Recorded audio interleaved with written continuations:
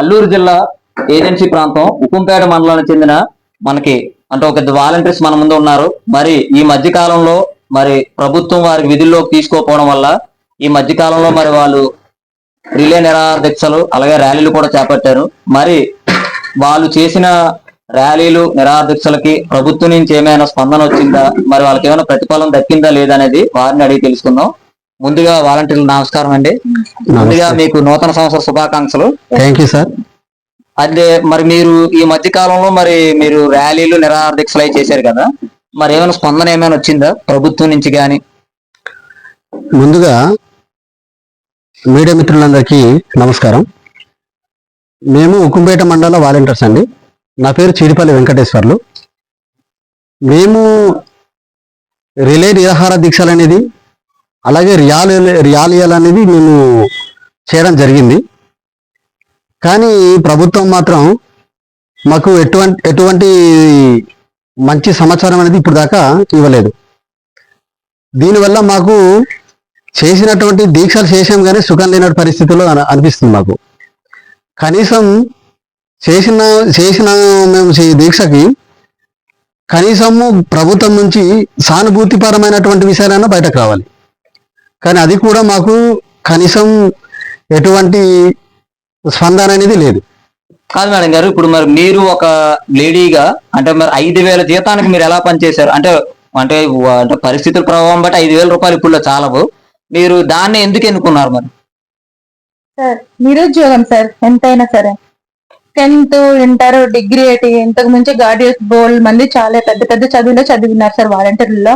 కానీ అవేమీ తేడా లేకుండా 5,000 ఉద్యోగం మన ఫ్యామిలీని సర్దుబాటు చేసుకోవడానికి ఉపయోగపడుతుందన్న ఆలోచనతోటే, అది కూడా సర్దుబాటు అనేది కాదు, ప్రజలకు ఉపయోగపడే పని చేస్తున్నాం, సేవ చేస్తున్నాం. దానికి నిజంగా మేము రుణపడి ఉండాలి సార్. ఎందుకంటే ఒక ముసలావిడగానే కాదు, పుట్టిన బిడ్డ నుంచి చనిపోయిన వ్యక్తి వరకు మేము ఏ రకమైన సర్టిఫికెట్లు కావాలో అటువంటి అన్ని రకాల సర్టిఫికెట్లు మేము ఇప్పించగలిగాం సార్. నిజంగా అది వెళ్ళి ప్రజల ముందే అడిగితే తెలుసా సార్, ప్రజల దగ్గర వెళ్ళి అడగాలి.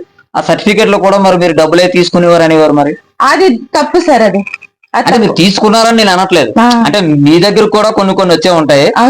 అంటే మీరు తీసుకున్నారు అంటే మీ వాలంటీర్ ఎలా చేస్తున్నారని నేను అనట్లేదు. అంటే రకరకాల కథనాలు వచ్చాయి, మీరు కూడా వినే ఉంటారు. అంటే వాస్తవంగా మీరు తీసుకున్నారు లేదని పక్కన పెట్టండి, వాస్తవం కొన్ని కథనాలు వచ్చాయి కదా, వచ్చాయా లేదా? మరి దానికి మీరేమంటారు మరి? సార్ అది తప్పు సార్. కరెక్ట్ గా సర్టిఫికెట్స్ కి కావాల్సిన ఎంత కంప్యూటర్ ఛార్జెస్ అని 55 రూపాయలు మాత్రమే తీసుకునేవాళ్ళు సార్. అది కూడా మేము సచివాలయానికి సబ్మిట్ చేసేవాళ్ళం. అది గవర్నమెంట్ సార్, అది గవర్నమెంట్ కి సంబంధించింది సార్. అది గవర్నమెంట్ అని సార్ కన్ఫర్మ్ గా అది తీసుకోవాల్సింది సార్.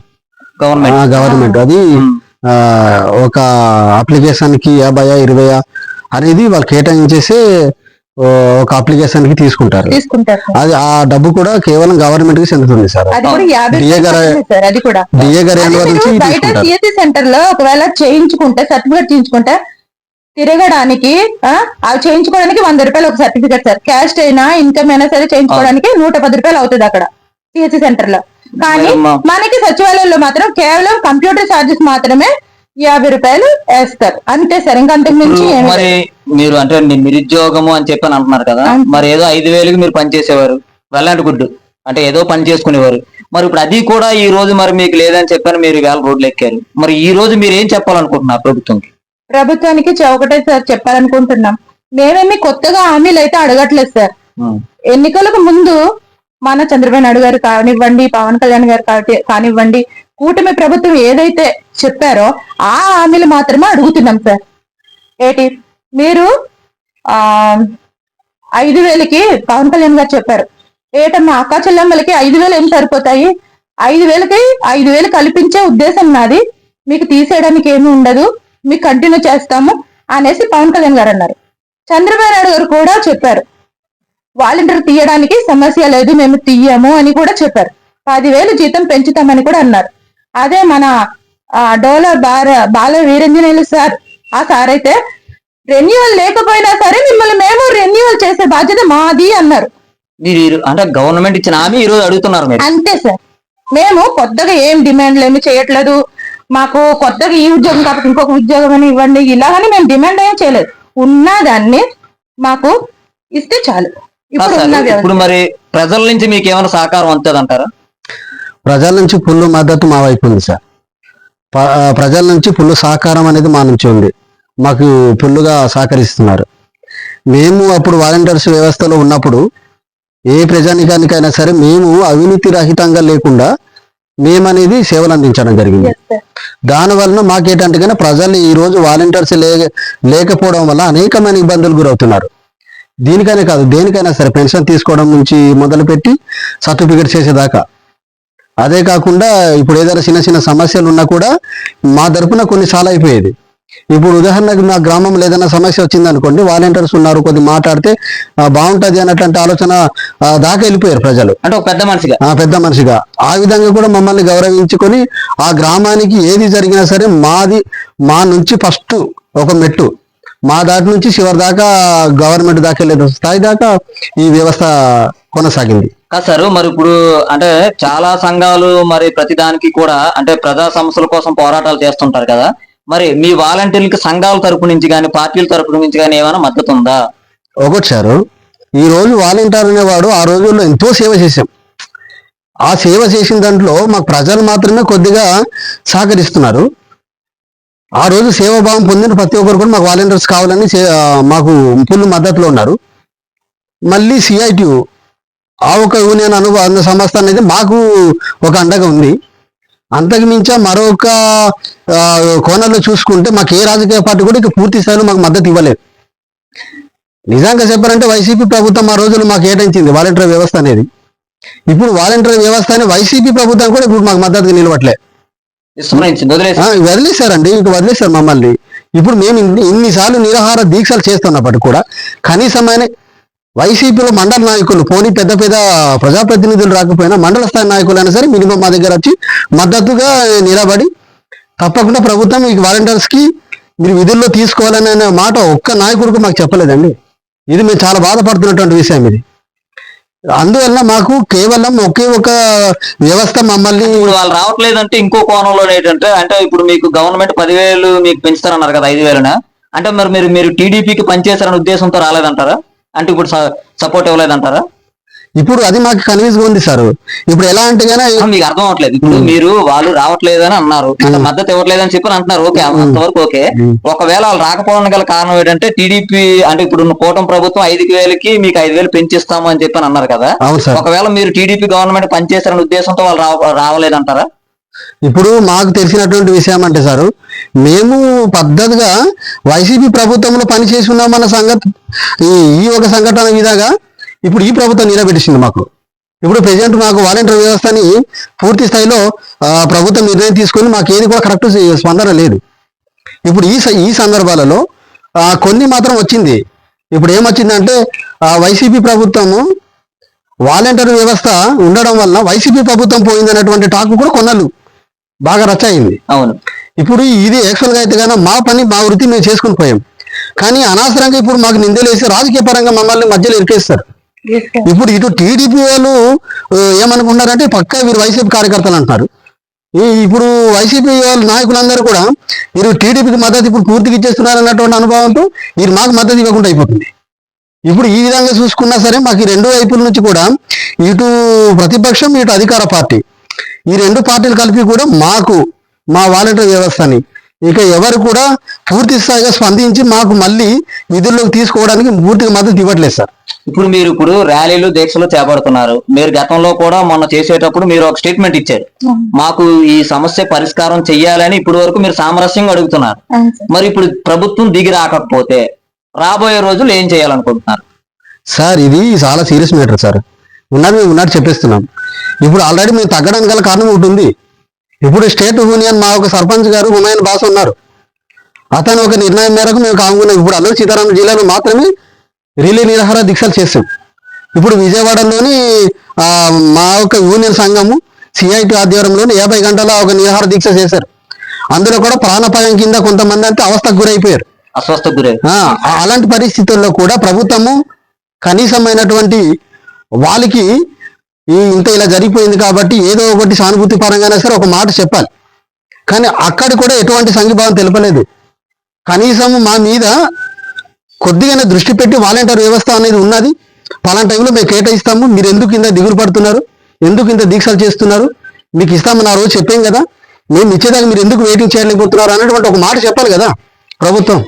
కానీ మరి ఆ మాట కూడా కనీసం ఈ రోజు మాకు చెప్పకుండా కామ్గా ఉండిపోయింది. అంటే మాకు ఈ రోజు ప్రభుత్వం మా జాబ్ అనేది మాకు ఉందా మాకు లేదా అనేది కూడా మాకు క్లారిటీ లేదు. అందువలన ఇప్పుడు దీక్షలు చేయడం జరిగింది సార్. ఇప్పుడు కిందన నిరాహార దీక్ష చేశారు 50 గంటలు విజయవాడలో. ఇక్కడ అల్లూరు సీతారామరాజు జిల్లాలో ప్రతి మండలంలో మేము రిలే నిరాహార దీక్షలు చేసాం. కాబట్టి మళ్ళీ మాకు ఏమైనా ఇన్ఫర్మేషన్ వస్తుంది గవర్నమెంట్ అని మేము మనస్ఫూర్తిగా ఆశిస్తున్నాం. ఇందులో మళ్ళీ రాజకీయ పార్టీలకు సంబంధించి రాజకీయ పరంగా నేను మాట్లాడేదంటే అసలు కాదండి. కేవలం మా వాలంటీర్ వ్యవస్థ కోసం, మా కోసం, మా భవిష్యత్తు కోసం, మా కుటుంబాల బతుకు కోసం మాట్లాడుతున్నాం ఈరోజు.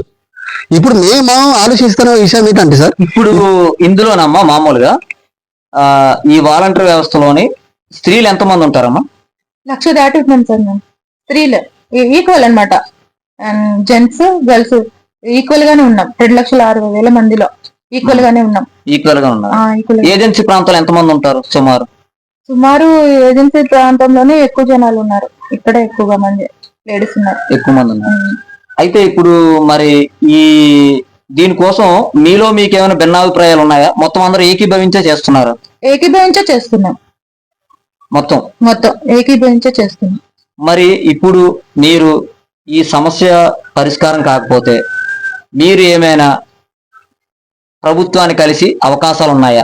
ఉన్నాయి సార్. మేము తప్పకుండా పవన్ సార్ని గాని చంద్రబాబు నాయుడు గారిని అన్ని కలవడానికి సిద్ధంగా ఉన్నాం. మేము మా యూనియన్స్ ఉన్నారు, మాకు పైగా యూనియన్స్ ఉన్నారు కదా, వాలంటీర్ యూనియన్స్ ఆదేశాల మేరకు మేము వెయిట్ చేస్తున్నాం. అంతే, ఎంతవరకైనా వెళ్తాం. Okay sir. అంటే ఇప్పుడు ఇంకో విషయం ఏంటంటే సార్, ఇప్పుడు మీరు రిలే నిరాహార దీక్షలు చేశారు, మొన్నటి వరకు ఇవన్నీ కూడా చేశారు కదా, మీరు మిగిలిన సంఘాల వారికి అంటే మిగిలిన పార్టీల వారికి మీకు మద్దతు కొరకు ప్రజలకి మీరేం చెప్పాలనుకుంటున్నారు? నేను ఒకటే చెప్పాలనుకుంటున్నాను సార్. ఇప్పుడు జనవరి 3, 4, 5 ప్రతి జిల్లాలోని కలెక్టర్ ఆఫీస్లోని మాకు ఇప్పుడు మెమోరాండం ఇవ్వాలి, తర్వాత కలెక్టర్కి తెలియపరచాలని సిఐటి నుంచి మా అక్క మాట్లాడింది, ఆదేశాలు వచ్చింది. దానికి మేము రెడీగా ఉన్నాం సార్. ఇప్పుడు ప్రజెంట్ ప్రతి ఒక్క జిల్లా నుంచి కూడా కలెక్టర్కి తప్పకుండా మా ఒక సమస్య పరిష్కారం కొరకు మేము తప్పకుండా మేము ఇప్పుడు మళ్ళీ దీక్షల్లోకి వెళ్ళబోతున్నాం. ప్రజెంట్ అయితే కన్నా రిలే నిరాహార దీక్షలు చేస్తాము. ఇప్పుడు ప్రజెంట్ మౌన దీక్ష చేయాలనుకుంటున్నాం సార్. ప్రజెంట్ అంటే నేను అంటున్నది అది కాదు సార్, ఇప్పుడు మీకు మద్దతు పలకడానికి, ఇప్పుడు మీకు మద్దతు పలికేందుకు గాను మీరు ఏం చెప్పాలనుకుంటున్నారు మిగిలిన వారికి? Okay sir. ఇప్పుడు మిగిలిన మీకు అనుబంధ సంస్థలు ఉన్నాయి కదా, సంఘాలు ఉన్నాయి కదా, వాళ్ళకి వైసీపీ వాళ్ళకి అంటే చాలా మంది పార్టీలు ఉన్నాయి కదా, వాళ్ళకి మీరు ఏం చెప్పాలనుకుంటున్నారు మీకు మద్దతు? Okay sir. ప్రజెంట్ మేము మాకు మద్దతుగా ప్రజెంట్ అండగా సిఐటి ఉంది, వాళ్ళకి మనస్ఫూర్తిగా మేము స్వాగతిస్తున్నాం సార్. అలాగే ఇప్పుడు కాంగ్రెస్ పార్టీ కూడా ఉన్నాయి, కాంగ్రెస్ పార్టీ కూడా మాకు మద్దతుగా నిలుస్తుంది. అక్కడక్కడ మాకు వాలంటీర్స్కి తప్పకుండా మరి బాధ్యతలు ఇవ్వాలి, వాళ్ళకి ఇచ్చినటువంటి మాట మేరకు 10,000 రూపాయలు వేతనం ఇవ్వాలి అనేసి కాంగ్రెస్ పార్టీ కూడా మాకు కొద్దిగా సపోర్ట్నెస్గా ఉంటుంది. సో ఇప్పుడు ఎలాగైనా సరే మమ్మల్ని ఈ వ్యవస్థ తీసుకొచ్చినటువంటి పార్టీ వైసీపీ కాంగ్రెస్ పార్టీ, ఈ పార్టీ కూడా మాకు పూర్తిగా మద్దతు ఇచ్చే అవకాశాలు ఉంది సార్. ప్రజెంట్ ఏంటంటే మన అరకు ఎమ్మెల్యే గారు ఉన్నారు, మత్స్యలింగం గారు. రీసెంట్గా నిన్న మా సొంత పంచాయతీలు వచ్చారు, నేను మాట్లాడడం జరిగింది. ఈ వ్యవస్థ పెట్టిందే మేము పెట్టాము, మిమ్మల్ని మేము ఎలా వదిలిపెడతాము, తప్పకుండా మేము మీ ఐపీలో ఉండాల్సిన బాధ్యత మాది అని ఎమ్మెల్యే గారు అయితే క్లియర్గా మాట్లాడారు సార్. కాబట్టి ఈ రూపంలో చూసుకుంటే కన్ఫామ్గా మాకు వైసీపీ ప్రభుత్వం కూడా మాకు మద్దతు ఇచ్చే అవకాశం ఉంది. కానీ ప్రెజెంట్ లేదు, ప్రెజెంట్ అయితే పూర్తి స్థాయిలో లేదు మీరే అంటున్నారు. ఇప్పుడైతే అవకాశం ఉందని చెప్పని మీరు అంటున్నారు. ఇప్పుడు అంటున్నాను సార్. ఎందుకంటే ప్రజలు కూడా మీకు ఇచ్చేద్దాం అంటే మీకు ప్రజలు కూడా మీకు గ్యారంటీగా సపోర్ట్ చేస్తారు. తప్పనిసరిగా చేస్తారు మీరు అంటున్నారు. చేస్తారు. చివరగా మీరు ప్రభుత్వంకి ఏడు చెప్పాలనుకుంటున్నారు? ఇప్పుడు ప్రెజెంట్ ప్రభుత్వానికి మీరు తెలియజేయాలనుకున్నది ఒకటి సార్, ఇప్పుడు మాకు కావలసినటువంటి గ్రామ వాలంటీర్ వ్యవస్థ అనేది ఇది ప్రజలకు సేవ చేసేటువంటి వ్యవస్థ సార్. ఇది వాళ్ళకి ఎన్ని బాధలతో ఎన్ని ఉన్నా కానీ వారి ఇంటికి తలుపు తట్టి మేము ఇచ్చేటువంటి 2005 సంవత్సరం చట్టం హక్కు ప్రకారంగా సంవత్సరం అనేది ముందుగా మేము కేటాయిస్తాం. అంటే 2005 సంవత్సరాల చట్టం హక్కు ఉంది కదా సార్, ఆ హక్కు ప్రకారంగా ముందు మేము ఇన్ఫర్మేషన్ ఇచ్చేయాలి. ఫలానా వారు గవర్నమెంట్ నుంచి ఇలాంటి ఆదేశాలు వచ్చింది, మీరు ఇది చేసుకోండి అనేది ముందు వెళ్ళిపోతుంది. సో వాళ్ళ ఒక ఇంట్రెస్ట్ని బట్టి వాళ్ళు మాకు ఏదైనా ఇప్పుడు సూపర్ 6 పథకాలు అనేది ప్రభుత్వం ప్రజెంట్ అమల్లో చేయబోతుంది. ఇప్పుడు ప్రజెంట్ పక్కగా మా వాలంటీర్స్ అందులో అవసరం మేము. ఇప్పుడు ప్రజెంట్ ఏదైనా సరే ఫలాంటి Aadhaar card, ration card, bank account, so pan card, driving licence ఇట్లాంటిదంతా కావాలి, మీరు గేదరింగ్ చేసుకొని ఫలానా పథకానికి మీరు అమలు పరచడానికి మీరు హార్వులు అనడానికి ముందుగా సమాచారం అంటే మా నుంచే వాలంటీర్ వ్యవస్థ నుంచి ఫస్ట్ గా మేము ఇన్ఫర్మేషన్ అనేది ఇవ్వడం జరుగుతుంది సార్. వాళ్ళ ద్వారానే మిగతావన్నీ కూడా మేము నెమ్మదిగా తీసుకొని వారు ఏమైనా మాకు ఏపీ ఇస్తే ఆ ఏపీ ద్వారా మేము క్లియర్ చేసుకొని ఆ ఒక పథకాలు అనేది స్పష్టంగా వాళ్ళ ఇంటి దాకా తీసుకెళ్లి మేము ఇచ్చే అవకాశం మా దగ్గర నుంచి మా ఒక వ్యవస్థ నుంచి మేము కట్టుదిట్టంగా ఉన్నాం.